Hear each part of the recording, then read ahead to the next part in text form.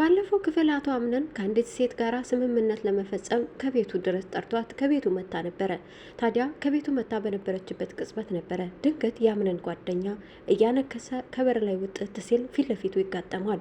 ታዲያ ፊት ለፊት ያየው ነገር በጣም አስደንግጦታል። ምክንያቱም ከዚህ በፊት በሆነ ቦታ ላይ ተገናኝተው በሽጉጥ መታ እግሩን እንዲያነክስ ያደረገችውን ሴት ነበር ፊት ለፊቱ ያያት። ዛሬስ በድር ድራማ ላይ ምን ተፈጠረ የሚለውን ይዤላችሁ ቀርብ ያለው። ለቻናሉ አዲስ የሆናችሁ ሰብስክራይብ በማድረግ ቤተሰብ እንድትሆኑ በትህትና ጠይቃለሁ። ጄሪ ዛሬ የብሌንን ድጋፍ ፈልጋለች። ታዲያ ወደ መኝታ ክፍሏ ማመርታ ብሌንን ዛሬ እንዴት ነሽ ትላታለች። ብሌንም እኔ ደህና ነኝ ብላ በተረጋጋ መንፈስ መልሳላታለች። ነገር ግን ጄሪ ከብሌን የፈለገችው አንድ ነገር አለ። አቶ አምነንን እኮ የህግ አካላት መተው ወሰዱት የሚል ነገር ለብሌን ትነግራታለች። ብሌን ነገሩን ስትሰማ ደንግጣለች። ነገር ግን ድንጋጧን ተጠቅማ የምታውቂው ነገር ካለ ንገሪኝ ብሌን ትላታለች። ይህን ጊዜ ብሌን አረኔ በፍጹም የማውቀው ነገር የለም፣ ያው መልካምና ቀና ሰው ስለሆነ ትንሽ እሱን ያስደነገጠኝ ትላታለች። ጄሪ አልተዋጠላትም። አቶ አምነን ከዚህ መሄዱ በሰላም ይመለስ ሲሆን የሚለው ስጋቱ ሳይሆን ያሳሰባት ብሌን ለአቶ አምነን ያላት ፍቅር አሁንም ድረስ እንዳለ ነው ወይ የሚለው ነበረ።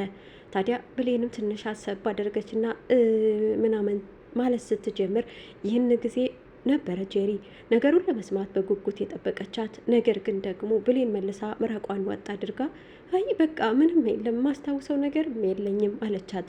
ይህን ጊዜ ጄሪ በቃ እሺ ችግር የለም ደህና ለመሆን ሞክሬ፣ ግን ደግሞ ይኸውልሽ የምታስታውሹ ነገር ካለ ብትነግሪኝ፣ አምነን ከኔ ውጭ ሌላ ምንም የለውም ትላታለች።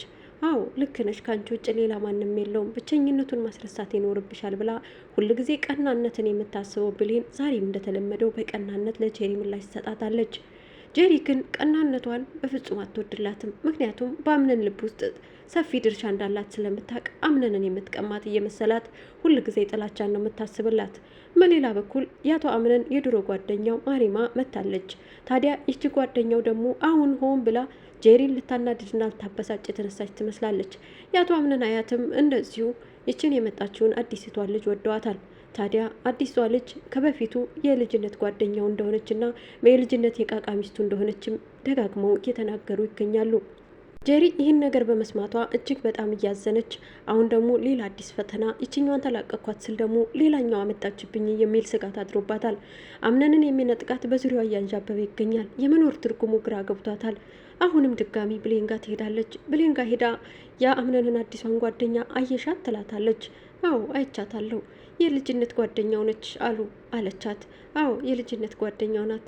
ግን ብሌን እኔ እስኪ አንድ ነገር ልንገርሽ፣ እኔ እንጃ ለምንድን ነው ግን እዚህ የምኖረው ትላታለች። የምትኖሪውማ የሆነ አላማ ስላለሽ ነው። አዎ ልክ ነሽ፣ በበፊት አላማ ነበረኝ፣ አሁን ግን ያ አላማዬ ሁሉ በፍጹም የለም። ስለዚህ ለምን ብዬ እንደምኖር ግራ ገብቶኛል ትላታለች። ብሌን እንዲሁም መልካምነቷን ትለግሳትና አይዞሽ ጄሪ፣ በቃ ለአላማሽ ስትይ ኑሪ፣ አላማሽን ደግሞ አቶ አምነን ነው። አምነንን ብቸኝነቱን ማስረሳትና ከጎን ሆነሽ ተስፋ እንዳይቆርጥ ማድረግ ነው ትላታለች። መልካም ምክር ብትለግሳትም እሷ ግን ምክሩን ልትቀበል ፍቃደኛ አይደለችም። ምክንያቱም ሙስጠፋ ደግሞ በሌላ በኩል ቁጭ ብሎ አንቺ ከዚህ ቤት ካልወጣሽ እኔም አለው እያላት ይገኛል። ሙስጠፋ ጉዷን ደብቆ ይዞላታል፣ እሷ ደግሞ የሙስጠፋን ጉድ ደብቃ ይዛለች። ሁለቱም ታዲያ በስጋት ዓለም ውስጥ እየኖሩ ነው ያሉት። የኔን ጉድ ዛሬ ያወጣ ይሆን እያለች እሷ በስጋት ስታድር፣ እሱም እንደዚሁ በስጋት እያደረ ይገኛል። አዲሷ የልጅነት ጓደኛው የአቶ አምነን መሪም ትባላለች። ታዲያ እቺ መሪም አሁን ፍቅር እያጫወታት ይገኛል።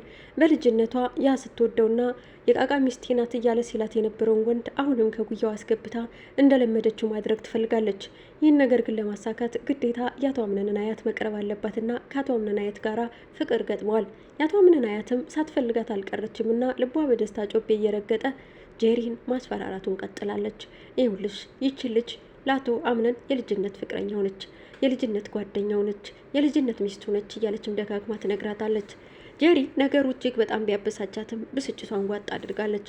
ምክንያቱም የአቶ አምነን አያት ሚስጥሩን ስለምታውቅ አውጥታ ገዘራችባት። አምነን ደግሞ ለደቂቃ እንኳን እንደማያስቆያትና በዛውም ቅጽበት እንደሚገላት ታውቃለችና ግዴታ ትዕዛዟን መፈጸም አለባት። እሺ እያለች ትዕዛዙን ለመፈጸም ዝግጁ ነኝ ማለት ጀምራለች። ታዲያ የአቶ አምነን አያትም ድንገት መኝታ ክፍል ገብታ እንደዚህ ትላታለች። ይኸውልሽ ጄሪ፣ ይቺ ልጅ የምትልሽን ነገር በሙሉ እሺ ብለሽ ከማድረግ ውጭ ሌላ አማራጭ የለሽም። ሰምተሽኛል አይደል? ያለበለዚያ ግን ለአምነን ሁሉንም ነገር እነግረዋለሁ አለቻት። በውሃ ቀዝቃዛ እንደተቸለሰበት ሰው ኩምትር አለች ጄሪ። በድንጋጤ ታውታለች። ምክንያቱም አምነን ይህን ነገር ካወቀ ሰከንዳት ሳይፈጅበት ድራሿን እንደማያጠፋት ታውቃለች። ታዲያ ይችን ሴት እንዴት አድርጋ ከአምነን ህይወት ማውጣት እንዳለባት እያሰበችም እሺ ትላታለች። መሪም አሁንም ዝግጅቷን ቀጥላለች። አምነን ጋር መነጣጠፏን ልማድ አድርገዋለች። ታዲያ ይህንን የተመለከተችው ብሌን ልቧ እጅግ ቢሰበርም ግን ደግሞ አምነን ደስተኛ ሆኖ ስታየው ደስ አላት። አምነን መጥቶ ካጠገቧ ቁጭ ብሎ እያወራትም ነበር። የረሳት ቢመስላትም ዛሬ ደግሞ ካጠገቧ መጥቶ እያወራት ነው። ብሌን ደህና ነሽ አይደል ይላታል። ሚስጥረኛዬ አዎ ደህና ነኝ ብላ በፈገግታ ደህንነቷን ትነግረዋለች። አምነንም ደህና እንድትሆኝልኝ ነው የምፈልገው ይላታል። ይህን ጊዜ ነበር ብሌን የተሽኮረመመችው። ፍቅሯ እጅግ እያለ ቢመጣም ነገር ግን የልጅነት ጓደኛው መታ እየረሳት ያላት መስሎ ተሰምቷታል። ዛሬ ሲያወራት ግን ልቧ በሐሴት እየዘለለ ፍቅሯ እና አሁንም እንዳልጠፋ አሁንም በልቡ ውስጥ እንዳለ ትንሽ አይነት ስሜት እየተሰማት ይገኛል። ነገሩ እንዲካረርና ቤቱ ተበጥብጦ አምነን የሚመርጠውን ምርጫ እንዲመርጥ የፈለገችው አያቱ ዛሬ የምሳ ግብዣ ተዘጋጅቷል። ወይዘሮ ዛህራም ምሳውን አዘጋጅታለች። ታዲያ ምሳውን አዘጋጅታ ሁሉም ተሰብስቦ እየበሉ በነበሩበት ቅጽበት እቺ አዲሷ የመጣችው የልጅነት ፍቅረኛዋ የተባለችው አታጎርሰኝም እንዴ እያለች ስትሽኮረመም ጀሪ ካጠገቡ ቁጭ ብላ አንጀቷ እያረረ ነበር። ታዲያ እራ ጎርስሻለሁ ምን ችግር አለው ይላታል።